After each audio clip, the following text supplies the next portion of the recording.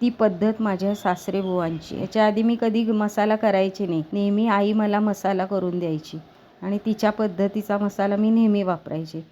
ते माझ्याकडं नेहमी यायचे, त्यावेळेला म्हणायचे आपण मसाला करूया. त्यामुळं मी त्या पद्धतीनं शिकले करायला. त्यामुळं हा मसाला मी थोडे आईची पद्धत आणि थोडे सासरेबुवांची पद्धत असं मिळून मी केलेला आहे. गोडा मसाला कसा करायचा ह्याची रेसिपी आता आपण पाहूया. मी अर्धा किलो धणे घेतलेत, अर्धा किलो त्याला खोबरं घेतले आणि अर्धा किलो तीळ हे मी समप्रमाणात घेतलेलं आहे. दालचिनी 20 ग्रॅम, लवंग 20 ग्रॅम, मिरे 20 ग्रॅम, 2 तोळा छोटे वेलदोडे, मोठी वेलची 20 ग्रॅम, चक्री फूल 20 ग्रॅम, तमालपत्र 20 ग्रॅम, हे सगळं मी 20-20 ग्रॅम घेतलेलं आहे. तर त्याच्या पुढं जिरं 100 ग्रॅम, शहाजिरं 25 ग्रॅम, जावेत्री 20 ग्रॅम, दगडफूल 20 ग्रॅम, त्रिफळा 20 ग्रॅम, नाकेशर 20 ग्रॅम, हिंग, खडा हिंग घेतला आहे मी आणि मेथ्या 2 चमचे घेतल्या आहेत.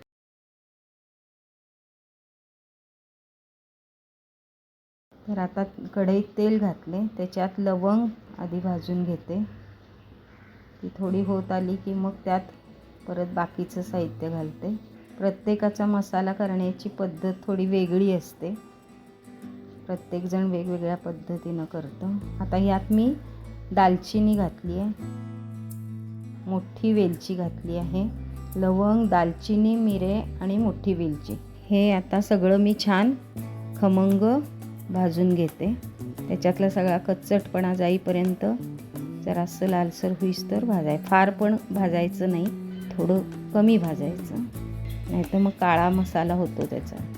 आता त्याच तेलात मी चक्री फूल टाकलेलं आहे, जावेत्री, दगडफूल आणि त्रिफळा हे सगळं घालून मी आता ते भाजून घेते. हे राहिलेलं सगळं साहित्य भाजलं.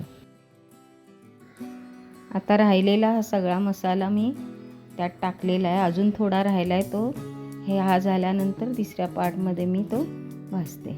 आता कढईमध्ये परत तेल घालून त्याच्यामध्ये हिंग चांगला तळून घेते.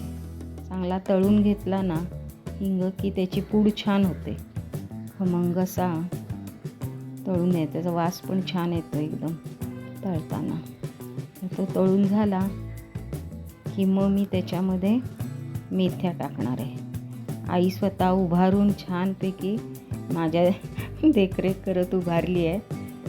तर कमी भाजती आहे का, काय होतं आहे का, तिचं बारीक लक्ष आहे ह्या सगळ्या गोष्टीकडं. त्यामुळं मला थोडंसं आई असल्यामुळं भीती वाटते आहे, पण तरी मी करते आहे. तमालपत्राचे जरा तुकडे करून घेतलेत मी. आधीच कापून घ्यायला हवा होता, पण आता टाकल्यानंतर काही करू शकत नाही, त्यामुळं तमालपत्र भाजून घेते चांगलं. तमालपत्र भाजायला फार वेळ लागत नाही, फक्त एकसारखं भाजलं गेलं पाहिजे, खाली वर करत काढून घेते. आता हा सगळा तमालपत्र. आता त्याच्यात मेथ्या टाकते. या 2 चमचे घेतल्या होत्या, पण थोड्या जास्ती वाटत आहेत म्हणून थोड्याशा काढून ठेवल्या. कडवटपणा जास्ती यायला नको असं वाटलं म्हणून थोड्याशा काढल्या. बाकीच्या भाजून घेते. मेथी भाजायला लागली की त्याचाही छान खमंग वास येतो. जरा लालसर होईस्तोवर भाजते.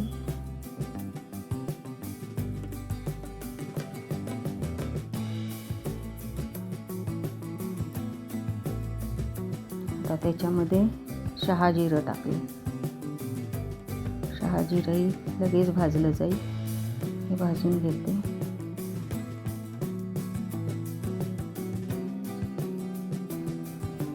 त्याच्यातच आता मी जिरे टाकणार आहे. शहाजिरे हे जिरे टाकून घेतले.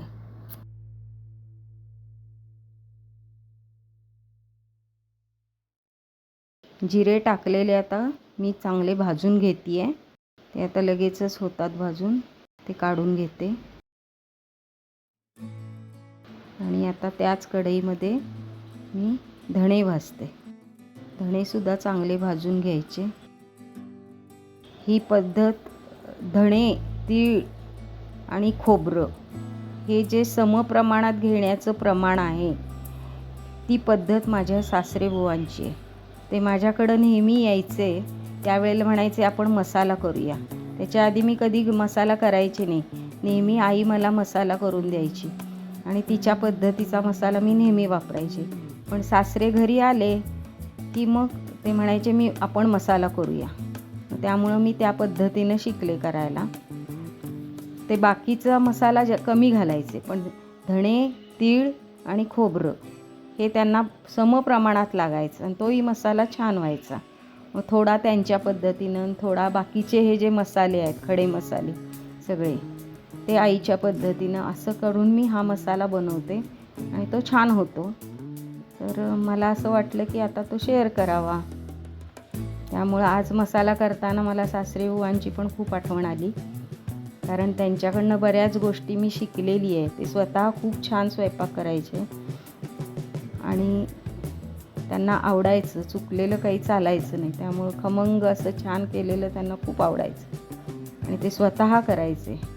मग त्यांनी मला हे शिकवलं की असं समप्रमाण घेतलं की मसाला चांगला होतो. म्हणून मगाशी म्हटल्याप्रमाणे प्रत्येकाची करण्याची पद्धत वेगळी असते. त्यामुळं हा मसाला मी थोडे आईची पद्धत आणि थोडे सासरेबुवांची पद्धत असं मिळून मी केलेला आहे. आता खोबरंही छान भाजून झालेलं आहे. तीळ, खोबरं, धणे सगळं भाजून घेतल्यानंतर मग ते एकत्र आता सगळं एकजीव करून किंवा वेगळं वेगळं असं मी मिक्सरमध्ये भाजून घेईन. खोबरं होत आलंय. खोबरं आता झालंच आहे सगळं.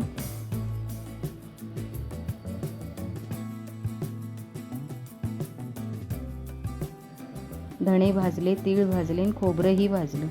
आता हे वेगळं वेगळं मी आधी धणे, जिरे, तीळ असं हे वेगळं वेगळं सगळं मी बारीक करून नंतर एकत्र मसाला मी तुम्हाला करून दाखवते. आता हे सगळे आधी ह्याच्यात हे घालून मिक्सरमध्ये फिरवून घेणार आहे. खडा मसाला मिक्सरमध्ये फिरवून घेते.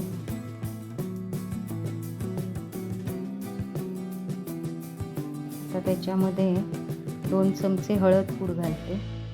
हळकुंड असेल तर हळकुंडही घालू शकता तुम्ही भाजून. मी आता माझ्याकडे हळकुंड नव्हतं, मी 2 चमचे हळद पूड घातलेली आहे आणि एक थोडंसं मीठ. मीठ नाही घातलं तरी चालतं, आई घालत नाही पण मी थोडंसं घालते. आणि आता हे सगळं बारीक करून घेतलेलं आहे आणि आता मी ते सगळं मिक्स करते. खाली वर, खाली थोडा काळा मसाला, थोडा वर, असं करून एकसारखं चांगलं मिक्स करून घ्यायचं. तर या ताटात तेवढं मावत नाही, त्यामुळे हळूहळू 2 विभागामध्ये मी ते मिक्स करून एकत्र करते आणि मग तुम्हाला दाखवते. आणि सगळं एकजीव केलं की तो सगळीकडं व्यवस्थित सगळ्या ह्याचा वास लागतो.